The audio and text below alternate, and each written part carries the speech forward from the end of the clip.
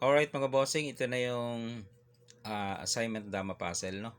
Dito na lang natin i-demo para maganda-ganda o madali. Okay, ang rules, unang sulong ang puti, talo ang itim.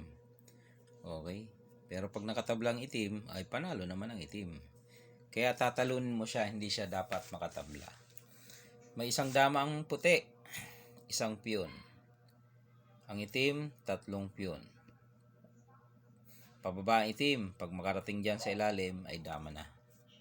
Okay? May mga maling sulong ang puti na pwedeng tumabla, no? Dito, halimbawa sumulong dyan, tabla yan, iilag yan eh. O, saan ka dyan? Pag bumalik ka dito, may pakain siya dito, bababa, hindi mo na siya makokontrol.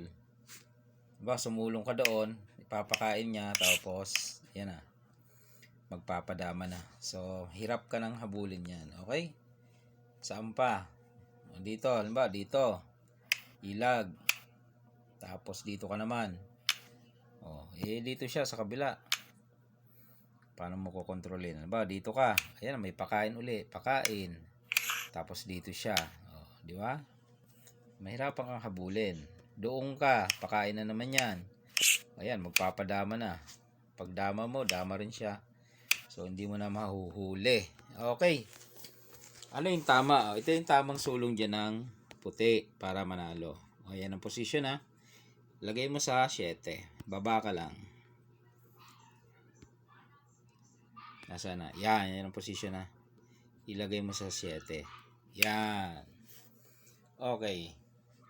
Tapos, susulong ang itim. Pag dito siya sumulong o kaya dito, maalin dyan sa dalawang yan. Dito ka lang. Eskwala, di ba? Madali. Madali na matalo. Saan siya susulong dyan? Okay.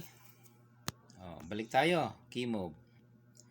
Paalala ko lang nga pala, no? Wala tayong mayor dama rolls dito, mga bossing, no? Kung tig-isa lang ang kain, mamimili lang. Mamimili ka lang kung saan ang kakainin. Kung yung dama ba, ikakain mo or ang piyon. Okay? May rules naman dyan, may rules na sinusunod, na? Ayan. Yan, nakikita nyo, napabasa naman. Yan ang rules. Pwede nyo ring i-research. Yan ang rules na ginagamit. Lalo sa mga tournament. Okay? So, balik tayo at nawawala tayo. So, dito ang key move. So, dito, talo saka dito. Same lang yan ha. Pag dito, ganun lang din. Talo din yan. Kasi nagpakain, bumaba. Dito ka lang. Pagbaba ng itim, ilalak mo. Talo na. Okay? Okay. Ulit. Dito tayo. Paano kung dito? Ayan. Dito tayo. Iilag siya.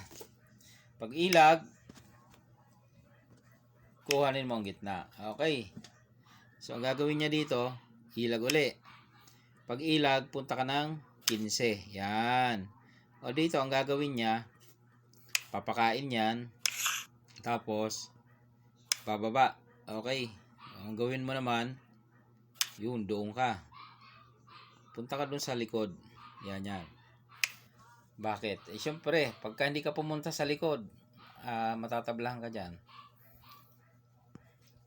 Para ang maisusulong niya lang, yung piyon.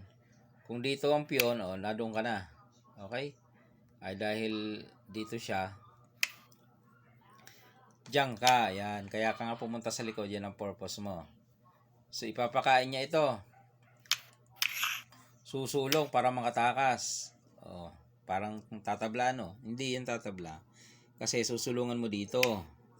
Saan siya dadama? Pag dito siya dumama, doon ka lang.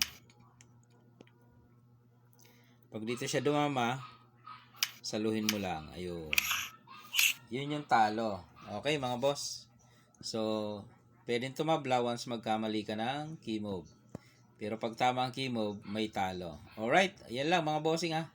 Pinakita natin ang solusyon.